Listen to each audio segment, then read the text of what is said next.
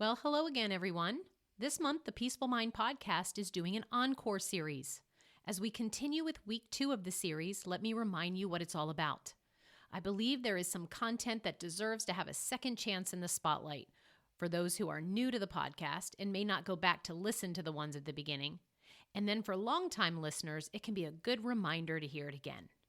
I believe it'll be a win-win situation for all of us. You get to be reminded of the amazing content you might have missed, and I get the opportunity to step away, take what I think is a well-deserved break to recharge and rejuvenate, and come back even more inspired to serve you better. So get ready to dive into another encore episode that has been handpicked to bring you peace, clarity, and profound insights. I'll be back in a few weeks with fresh episodes, but until then, enjoy the wisdom and inspiration from these hidden treasures. And with that, we'll begin. You are listening to episode 178 of the Peaceful Mind podcast, an encore of episode 55.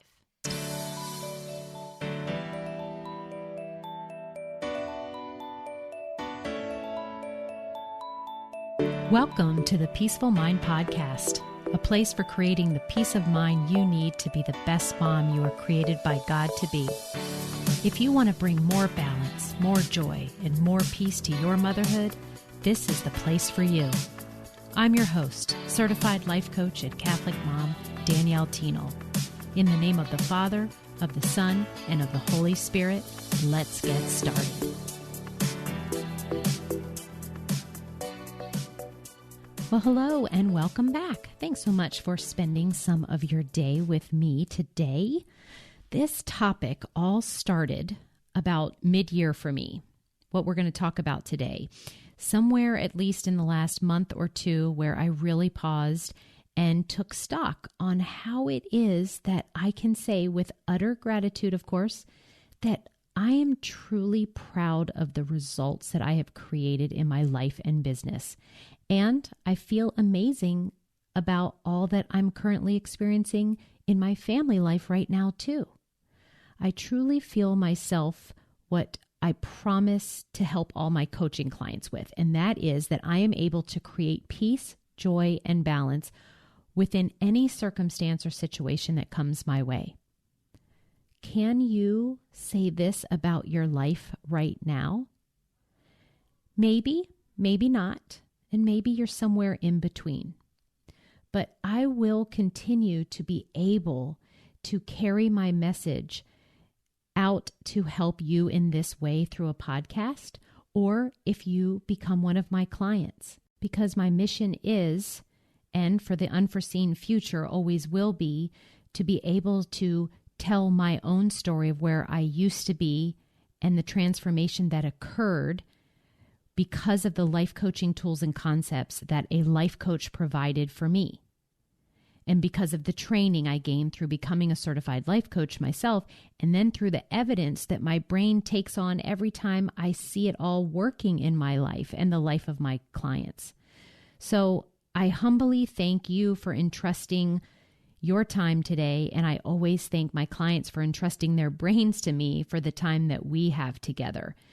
I gain proof every day that more is possible for my life that I could have ever done on my own before then. And at the same time I mention all of this, I want you to know that I can easily recall where this wasn't the case for me. It doesn't take much for my brain to remind me of a not so distant time where I felt overwhelmed, unfulfilled, behind, as if I was missing something. I felt stuck in a void, out of control to figure it out, but told myself that I was smart and I should have things figured out by now. I was waiting for motivation to strike me. It wasn't all the time that each of these would be taking over my life, but these feelings were more front and center on a daily basis than I wished for them to occur. But when I finally stopped a couple months ago to reflect back on where I was then, where I am now, and what truly was the bridge in between these two life stages, it came down to these two feelings that I used to lack, but now have made all the difference in achieving where I am right now, which is having a life I truly love living. is filled with deep, fulfilling meaning and has me staying in the moment of it all with such gratitude. It was being able to create feelings of curiosity and courage. That is what I distilled it down, or at least for this episode. Curious and courage. I hope you will hear me today and consider focusing on them to create changes in your life too, because the actions that have led me to where I am now predominantly were fueled by the feelings of curiosity and courage. When I took action from these feelings, I began to see the results appear that I had wanted and longed for so long. I needed to be more curious and be more courageous, and I wasn't. In fact, I avoided feeling fear of any kind or doing scary things. I avoided looking at my role in how my life was turning out. In other words, I wasn't taking full responsibility, but instead I blamed all the circumstances that were outside of me. I didn't want to get at the root of the true cause of my overwhelm, my perfectionism, my lack of motivation or lack of fulfillment. After all, it was easier to blame everything else. Lack of time, lack of money, other people. I mean, it was their fault after all, and if only they would change or do what they were supposed to do, then I wouldn't have to feel this way, and on and on. I think you get the picture. So the definition of curious is eager to know or learn something. Well, I wasn't eager to know or learn at all. I was just operating in the same old capacity that I had come to know and believe was the path. Take it all on, juggle a million things, work harder, get the degree, do the job, marriage, kids, do all the things and activities for the kids, and school, and volunteer, and meals, and carve out time for my friends. And oh yeah, if I don't take care of me, I'll burn out. So fit in self-care once in a while. And I have church and my prayer life, and on and on. I actually find myself feeling exhausted just thinking about it all as I say it. Everything was just status quo. I was on a conveyor belt and never stopping to get curious. If I actually wanted any of it, if I liked any of it, am I enjoying any of it? If I would choose it all again if given the chance. If I thought of doing things differently. Or how might it look if I did? And what did I think was possible for my life? And if I could have it be different, what would it look like? See how I'm now with those questions stepping into curiosity? See how when I ask myself these questions or go research an answer on the Google or seek answers from someone who isn't super stressed or exhausted all the time, I just might open myself up to other ways, other possibilities, ways that feel more aligned to me and bring me more freedom and peace. That did only come to me when I decided that feeling curious was a path to these new ways of thinking and believing. And then from that curiosity that I was feeling, that had me taking action. As a coach, the number one thing I do is get into a place of curiosity with my clients. I cannot presume to know what is best for you, for them, and their lives. Only you truly know. I ask a lot of questions to those who I am coaching to answer those questions for themselves and to develop their own answers. And a lot of the time I will ask them what they want. And they will say, I don't know, which is normal for a person who hasn't been feeling curious a lot of the time. So I ask you today, what are you not being curious about? What are you just believing is how things have to be or should be and will be for you? See how we could ask the question, what could be? Curiosity has allowed me to explore all kinds of new perspectives. It had me learning a bunch of new life skills.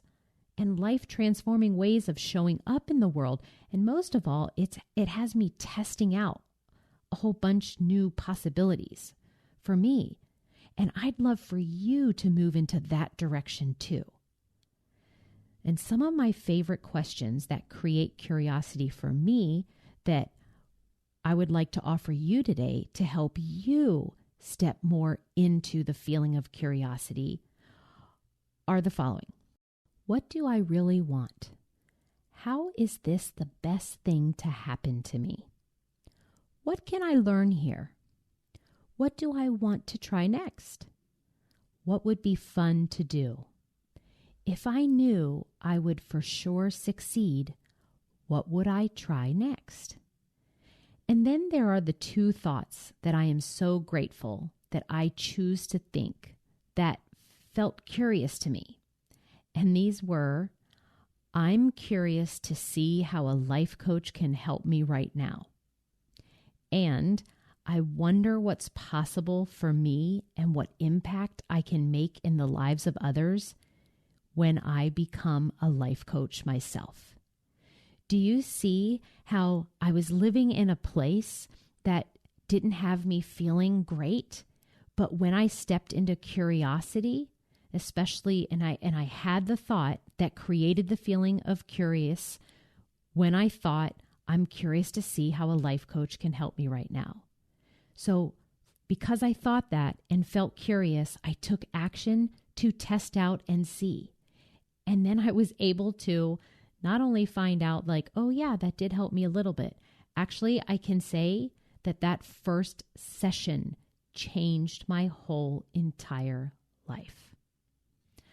Okay, that was a bit on curiosity, and now I want to move into that second feeling. The second feeling that has catapulted my life in the most wonderful way is courage. I can tell you that I still struggle a lot with this one. It doesn't come easy for me, especially because I spent a lot of my life in perfectionist ways. And a perfectionist always kind of gives up when things start to feel hard and scary and doubtful that they will turn out well, to turn out perfect. So in other words, we avoid scary and risky things that will cause us to feel fear. Why? Because it feels awful. And the work it takes to do something scary may feel painful and uncomfortable. And we have a part of our mind, all of us do, that is specifically created to keep us from pain. Its job is to avoid pain. So it is like innate that we want to avoid being brave and feeling courage, because that sends off an alarm to our mind that we're about to do something that could be painful and uncomfortable. But courage is also just a feeling, which is an internal job, right? Because how I've said repeatedly on the podcast, and I'm not sure which number it is right now off the top of my head, but several podcasts back, you can find one about feelings. Feelings are created by our mind. When you think a thought that makes you feel courageous, because our thoughts create our feelings. So in the same way you create fear, you can create courage. The difference is one will keep you small and have you running away from your dreams, and the other one, courage, is actually a necessary ingredient to you to get to your dreams. That's right. Courage is essential because all the effort, the work, the decision-making, the testing out, the trying, evaluating, it will be uncomfortable and at times painful. But those actions are the only thing that will get you to the endpoint that you really want, and in such a bigger, in a bigger way. It takes having the feeling of courage to carry out the actions and to make the changes you want. To have a baby, we all had to have courage to go through the uncomfortableness of our body changing during and after, right? For many of it, it was painful. It was painful to labor and deliver this new human life. It takes courage in that moment. And I want you to look in other ways of your life of where you have been avoiding, actually running the other direction from something that you was born in your heart to go after and to do, because your mind focused on all of the hard and uncomfortable and painful things it would take to actually do it, including that thought that your brain offers that just stay where you are, just stay safe, just keep things the same, status quo, life is fine, you don't want any change, that will be hard. But yet there's this desire in your heart. There's this other side of the bridge where you can just picture, and there's something inside of you that makes you feel like you're capable to start and keep working on a business. It could take late nights, long hours, large investment of time and money, which is uncomfortable to think about. And you can imagine painful at times. So why even start one at all? Well, I sure am glad that certain, even small businesses, that they're out there, the ones I love to shop, I'm so grateful they had the courage to move through all of those late nights and long hours and the investment of their time and money. Right now, my almost 84-year-old dad comes over to my house on a daily basis to ride a stationary bicycle that we have downstairs. He definitely is not as mobile and strong as he used to be, and he uses a cane to help stabilize his walking. You know, in order to carry this out, he has to get dressed for exercise. He has to travel here. He has to go down the stairs. Well, when I say travel here, he literally lives across the street, but it's still, you have to walk across a street, watch out for cars, go over curbs, step up some stairs. But then he has to go downstairs in my house, and then on the bike, the exercise itself for 20 to 30 minutes. And all the while, he could just remain in the comfy chair in his living room, watching an old Western or the spy movie, what he does frequently. But I see him as being brave and having courage to make all that effort to move his body, even though it's definitely uncomfortable and he really doesn't have to. And it's probably not a lot of fun. But he wants the result that he gets from exercising. And so uncomfortableness and pain is the way for him right now. So I want to ask you, where in your life are you letting fear win? Where could you be more brave? What if courage came naturally to you? What would you then go and do? What thought, when you think it, makes you feel courageous? For me, it's most always the thought, I can do all things through Christ who strengthens me. It has been my go-to belief for over 20 years, and I for sure give credit to the many times in my life and right now where I am taking courageous action that was fueled by courage. And that courage was created from that thought, I can do all things through Christ who strengthens me. I'd love for you to really give some thought today to these questions. How might your life be totally different in every area if you began to feel courage and curiosity? Both of these feelings can be found at the root of every success I create in my life these days, and I know it can be for you too. I want you to know that I didn't just wake up knowing this one day. I didn't come up with it on my own, although I truly believe it was in me the whole time. But I had another human being, in my case, a life coach, that helped bring out in me what I didn't know was there or possible for me. I can do the same for you if you are ready to not go it alone anymore. If you have a nudge from the Holy Spirit that I may be the person to help you finally make the changes you have longed to experience. I know it will take curiosity and courage to see if you're right. But you can do it. You can be brave to join me and come with a curious mindset for a free coaching call.